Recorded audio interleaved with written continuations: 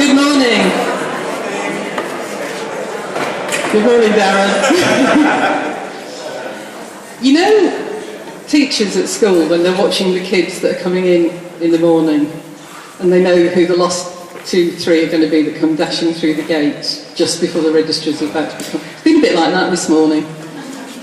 Good morning, those of you that were here last night. How are you feeling? Good morning, those of you that weren't with us yesterday. How are you feeling?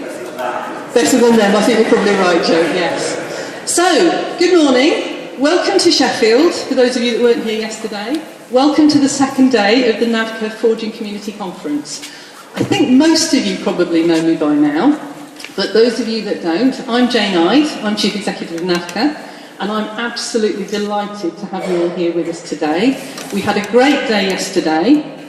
There was communal singing. Watch out for the bootleg video that will appear no doubt on a download near you sometime soon. People will fill you in on that if you don't know what I'm talking about. Today we have got an absolutely packed programme with some amazing, fantastic speakers. I'm really excited and delighted at how many people have been willing to come and give their time to share with us. So we've got a lot to get through and a lot to do, but you'll be, again, those of you that were here yesterday will be glad to know we're actually in this room for the whole day. We're not moving around the building and out of the building as we had to do yesterday. So I'm going to do some brief housekeeping, the obvious things. There are no planned fire alarm tests. So if we do hear an alarm, we will be leaving the building. There are the obvious exits. There's one just behind me there. There's a main door where you've all come in. I think there's another one down to the right. But obviously there will be fire wardens around if we should need them, and hopefully we won't. And if we do, then the assembly point is outside next to the climbing boulder. So feel free. If you need a bit of exercise, that's absolutely fine. Toilets are straight down the corridor in front of this main door. There's a disabled toilet up on the mezzanine floor which you can get to by a lift as well if you need to. We've got various coffee breaks and things through the day, and obviously lunch and what have you, but we'll get to all of that in due course.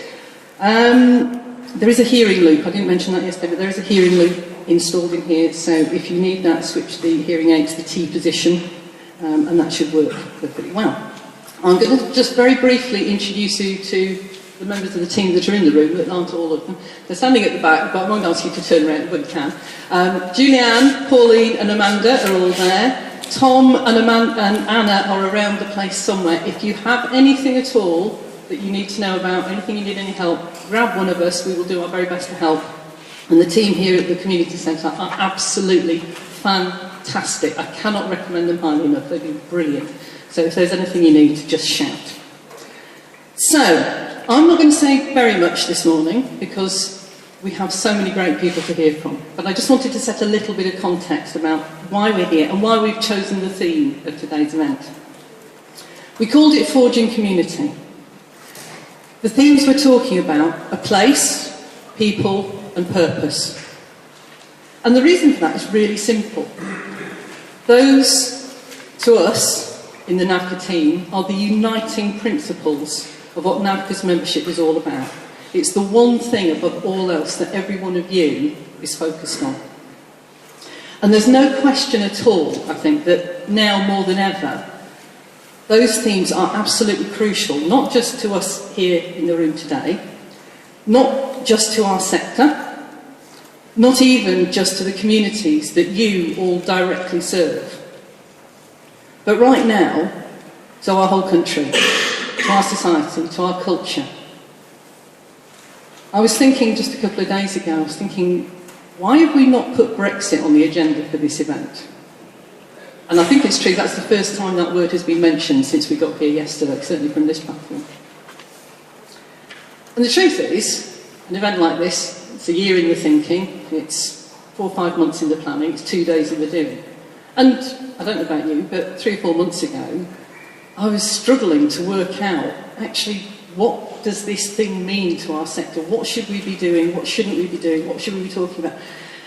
There's been a bit of a discussion around the fact that actually it's not being discussed, which in itself I think is really telling, because we're not a sector that's known for not talking about things that matter. I think it reflects, certainly for me, that complete uncertainty, that confusion, that we don't know what to do with it, so we don't know how to talk about it. But yesterday, today, as we are here, we know that those debates are going on in Parliament. We don't know what's going to happen. We don't know where that's going to go. We don't know if we're going to have a government by Monday, by next week, whatever. Who knows? But it's becoming clearer and clearer and clearer that whatever happens between now and March, damage will be done. If our own government is telling us that this is not a great option for us, then I think there can be no question that our communities, and particularly, you don't need me to tell you this, the people that are most disadvantaged, that are most on the margins already, who were 10 years ago, who now, after 10 years of austerity, even more so, and God help us, come Brexit, whatever happens, that's not going to change. They need us to be doing what we do more, better, stronger, more powerfully, to try and support them through whatever it is that comes in the next 3 months, the next 6 months, the next 5 years. I'm out and about talking to people, and I have sensible people telling me to get a message out to our sector that if you run a food bank, for God's sake, start building up your stocks now because you're going to need them in April.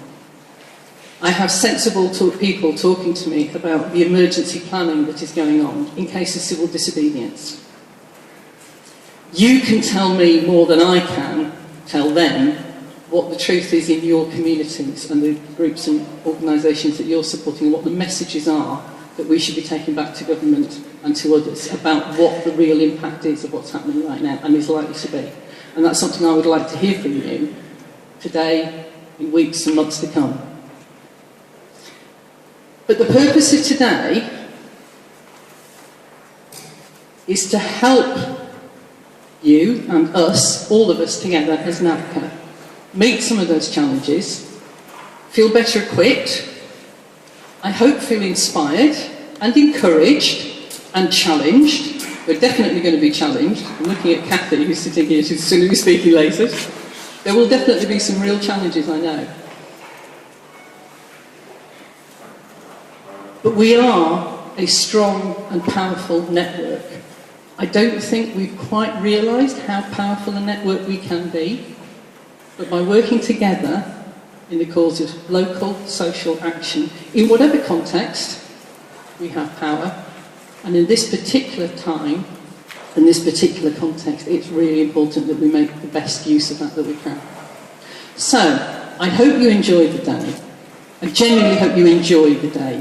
We want to give you time and space to think, because I know you lot, you're rubbish at giving yourselves time. You're too busy thinking about everybody else that you're supporting. Give yourself some space. Give yourself time to reflect and enjoy. And enjoy the day.